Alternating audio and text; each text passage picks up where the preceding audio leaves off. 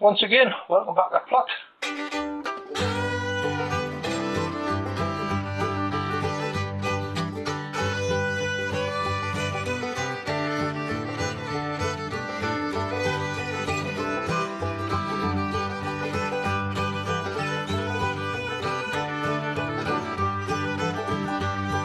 Okay, right, good afternoon everybody.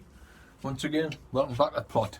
It's been a few weeks since I've posted, but unfortunately I've been down with another bad cold again. So I've really got to watch myself now after having that dose of pneumonia over the summertime. So I've been I've been trying to keep out the greenhouses as much as I can. Even on a warm day, I've got the concrete floor and it's absolutely freezing. So as I say, I had a cold over the last few weeks and I've just stopped away. I've been managing to get up there, just popping up for 5-10 minutes of an afternoon, getting well wrapped up and just making sure everything's okay. We've got loads to catch up on the garden, and of course Roger's in for an operation today, so things aren't going to plan. But I'm definitely getting cracking on down here. We've still got the spring bedding now. Normally I'm well finished before now. Everything's usually well potted up into our trays, sitting in the bottom polytunnel, ready to overwinter. But we've been put that back that many times this year. Things just haven't went to plan. We're catching up. What I managed to do yesterday, I brought a tray full of the bellas down. Now, as I say, these are normally well potted up and grown away as strong as anything by November, December. We've still got time yet. We've still got plenty of time. We'll catch up. What I wanted to show you was when I did take badly in the summertime, I had forgotten about the polyanthus and I had left them right up the top end of the 100-foot greenhouse where there was just mesh on the roof, and of course the rain had been pouring in and it gave everything a really good soak, and these were sitting in 2 inches of water on my trays.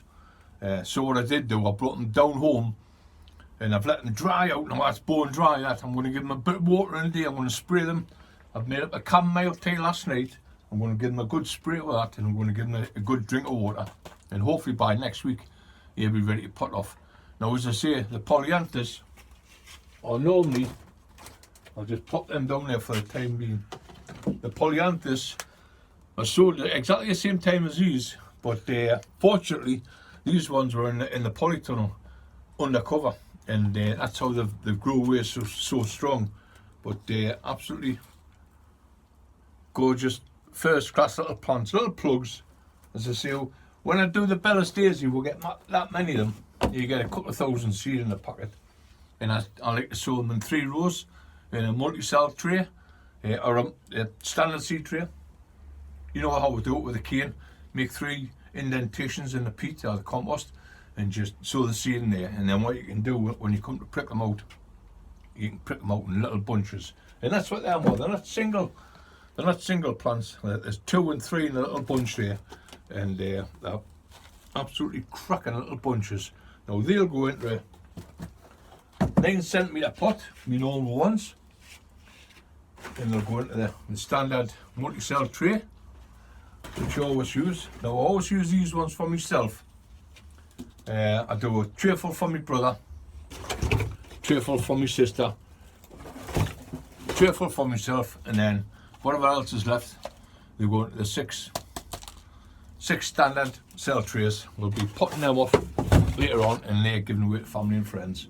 Now I've got about 3 trays of bellas to do, and I've still got another 5 trays of the other ones to do. That's up the garden. The foxgloves. I've done 2 trays of foxgloves over the last 2 days, but I'll show you them once we get up the plot. What we're going to do this afternoon is finish off the cabbages. I've put the broccolis in.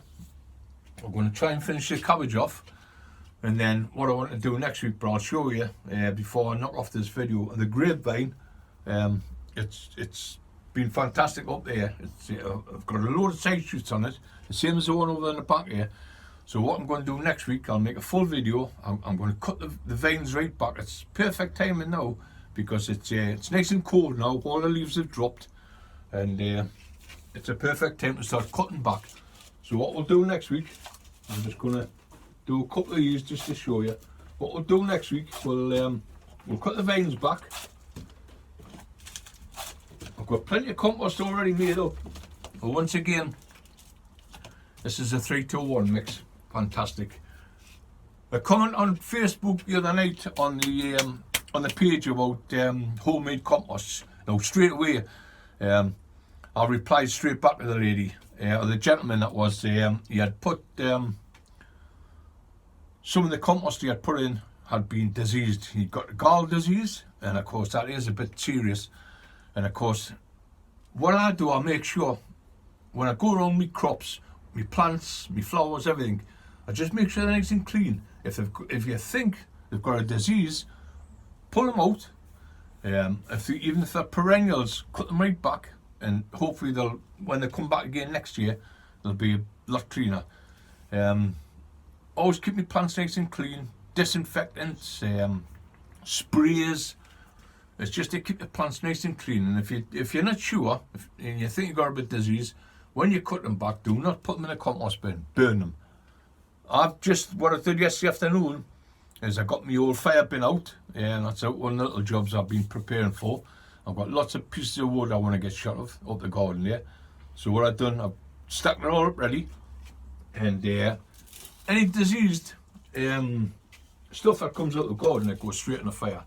I know a lot of people aren't allowed to have fires, but put them in a black bag, take them home, and put them in a bin. And that's the best way. If you're not sure about it, perfect little plant. Now he'll sit there till March, not a problem whatsoever. He's got first class compost, the 3-2-1 mix. Sit in there, he'll be quite happy. I'll give him a little bit of watering when I get up there, and you'll see they're pulling out of that tray, the roots nicely fill that little square there. Little tap down, and once again, first class. We'll fill that tray up in about 10 minutes, not a problem. But as I say, I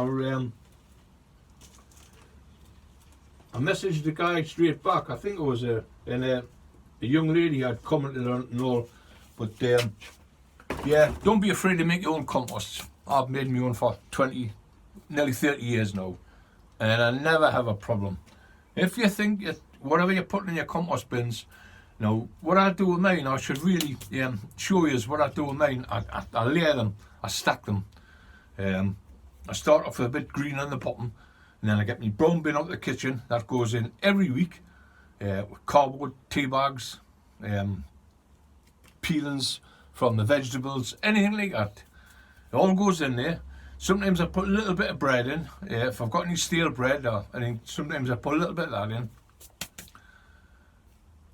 No meat, nothing like that. Just all the brown material, paper, cardboard, that goes in, and I can take my bin up twice a week up the garden to empty out. So what I do with my compost bin, I've got a bit of green on the bottom, and then I put the brown bin in, and I put a little bit of when we've been weeding. I'm never too serious about weeding. When I'm pulling weeds out, and you find people bray hell out of the weeds to knock all the soil off. Leave a little bit of soil around the roots, because what you've got on them, you've got bacteria. You've got good bacteria, and you've got bad bacteria.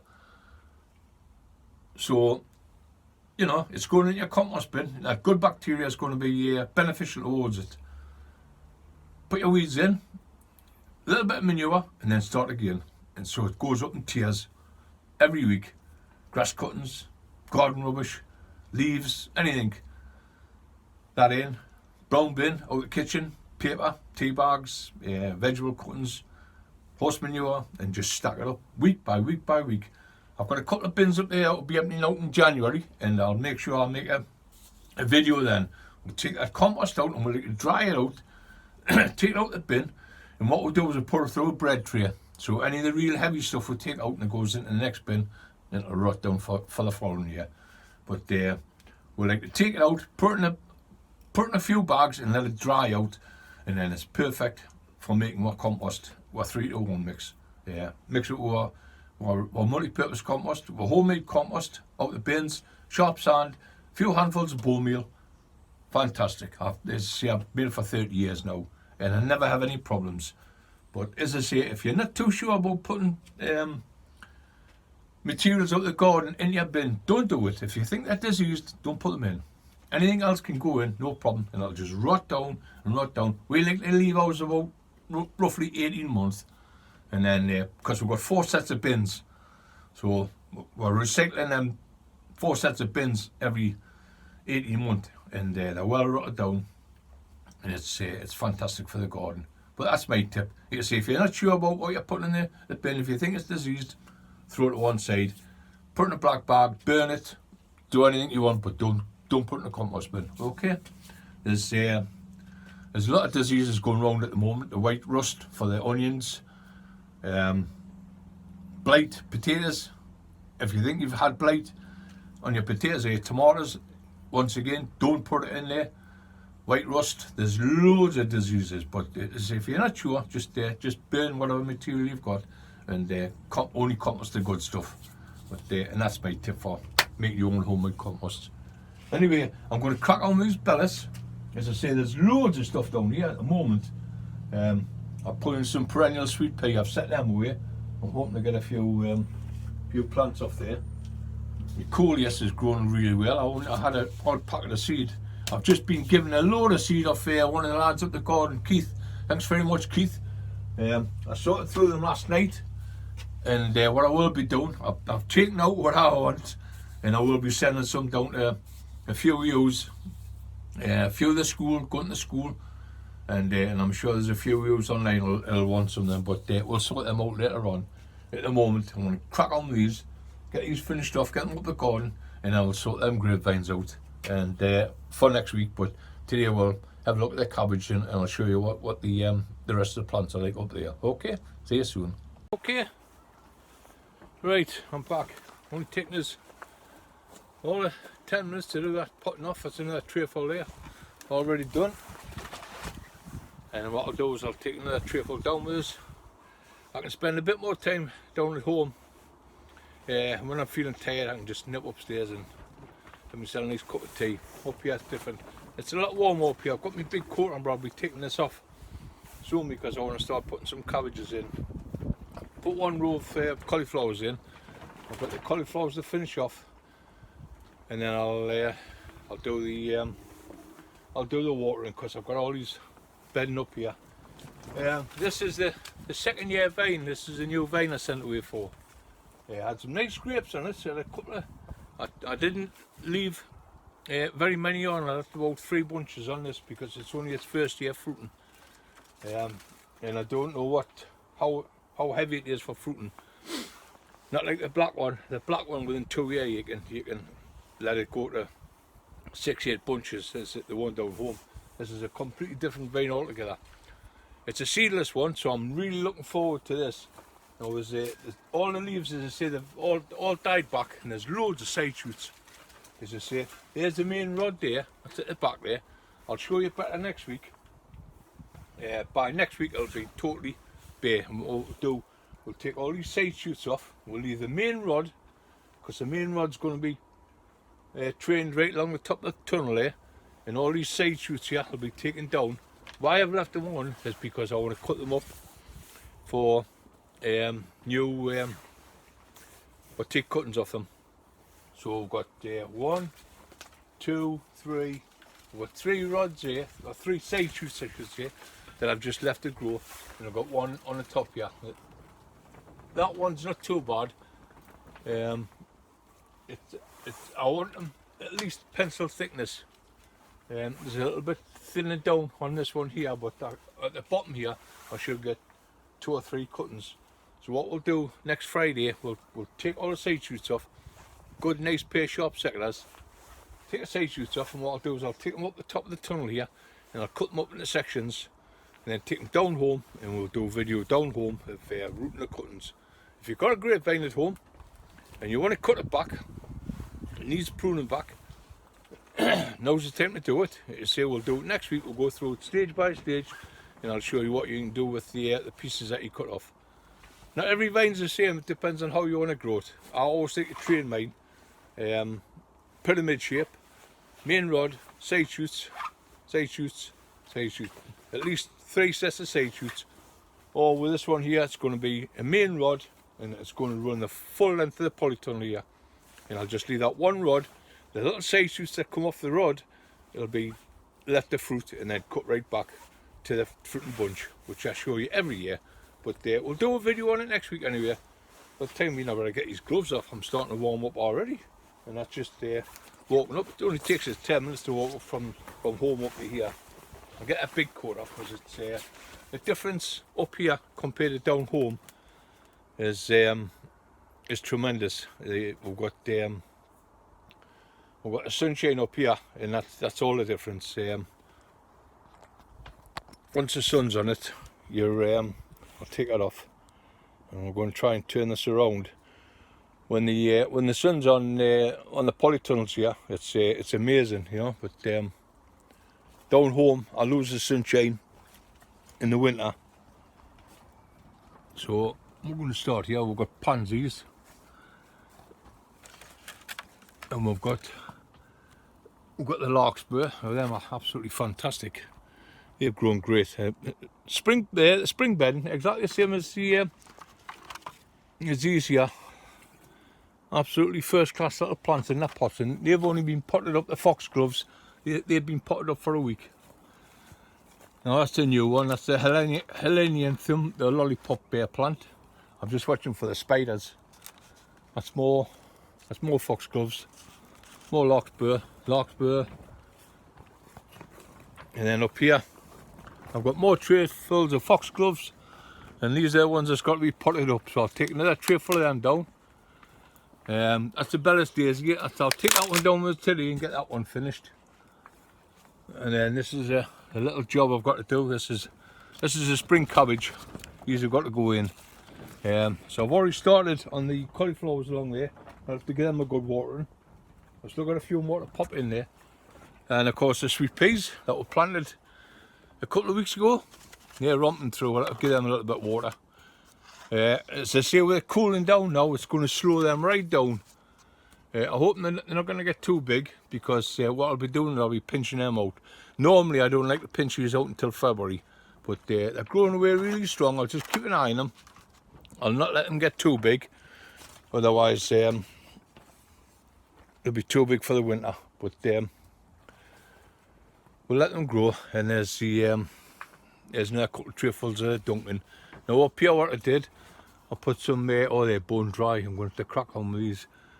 I had some onions left when I did it in the big greenhouse there, the snowball, and I just put them into cups. I'm going to try and grow them in cups and see how they grow. I've got the shallots in there. They're not showing any sign yet. They've only been in a week. And I've got another tray full of onions in there, and of course wallflowers. I've got about 6 trayfuls of wallflowers here. They're starting to die back now with the cold weather, but by come the springtime they'll just romp away, and they'll be first class little plants to go out into the garden. So that's it. That's a polytunnel chocker again. As I say, by the time I finish all this bedding and that and get these up here, the greenhouse will be full. But I want to get these couple of rows of cabbages in here. See, the tatties were in here at the beginning, the early tatties, and the ones we've missed, they're romping through there. I'll just pull them up as I work my way across. I'll get a row of cabbage in here this afternoon. I'd like to do one row there. By the time I finish watering these off and get a row of cabbage in, time to get myself back down home again. I just limit myself now to an hour a day. That's nigh enough until I get myself back on my feet anyway. But yeah, there's the vine again. We're back down. We'll be right on the tunnel, and we'll crack on with this. Next week. There's a little bunch of grapes on there. They're seedless grapes. So hopefully next year, when the rod runs along the top here, that's the main rod up there. That's the main rod there, and I've got it trained along the back here, up to here. That's it up there. We'll train it right along the full length of the polytunnel for next year. But these little side shoots here, these are the ones I was on about, and we're going to take all these off, all the side shoots, and we're going to cut them up into lovely cuttings. I'll show you how I take my cuttings next week. All you want is some good sharp sand, and either peat-free compost, multi-purpose compost, or make your own like I do, 3, 2, 1. As long as it's nice and sharp, plenty of grit in it, good free drainage, that's what you want, and kept in a cool greenhouse. Not a warm one, just a cool greenhouse. And they'll root away by next June, July. You'll have perfectly good, strong roots on them. You can pot them up, ready for the oncoming September when you can plant them out in their final positions. Or you can keep them growing in a pot, whatever you want. But we'll go through all that next week. Okay, so I'm going to crack on. It's nice to hear from you on the plot. As I say, I get a lot of comments. I know I've been missing for the last 3 weeks, but as I explained before, it's just when I get a cold now, I've got to be very careful. I've just got to watch myself, and that's what I've done. I've kept away. I popped up when I needed to water the plants, and that's been it. But I'm feeling a lot better now, so I'm going to crack on. We're going to start getting some of these plants put out, get the last of the bedding done. Hopefully by the end of this month, we'll be back on track again. I know we've got a lot of work to do outside in the garden, but that can wait. We've got the other polytunnel to recover again, so we'll maybe just get that done just before the Christmas, and then we'll have ourselves a nice break. Okay, so if you want to keep a checking us through the week, you know where we are. We're Jeff Foreman on the plot. That's our Facebook page. If you want to keep in touch with her, not a problem. As I say, we're always online. If not, well, wait until next week, and we're going to do a full video on the vine, and I'll have a walk around the garden and show you what veg has been available to her over the last couple of weeks. Okay, so bye for now.